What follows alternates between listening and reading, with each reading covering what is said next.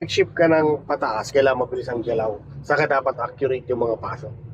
Dahil pag mali ang pasok ng ano mo yan, mabibiting ka talaga. Kaya na makina mo yan. Gas. Third gear. Very good. Kaya, ganon. So, mabilis ang kilos nun. Lalo pag mag-shift ka ng pababa, mag-shift ka ng paahon, mabilis ang kilos. Kaya dapat accurate din. Pag bumaba siya ng 20. Pag bumaba ng 20, first gear, obligado ka nun. Pero kung random mo yung makina mo, pumapalo pa rin, kaya na second gear pa rin. Pero pag pabagsak siya, obligado ka first gear, mabilis ka agad. Kasi mamamatayin ka ng makina nun.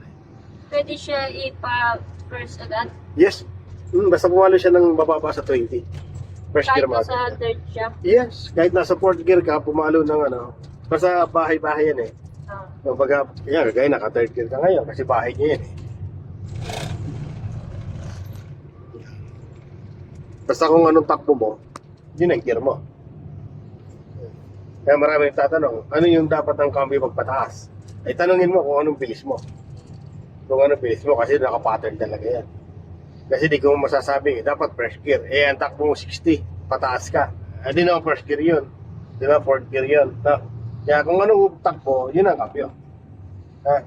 Pattern mo na lang yung reference hanggat di mo paggamay yung sakyan mo. Paggamay mo na yung sakyan mo, ramdam mo na yan.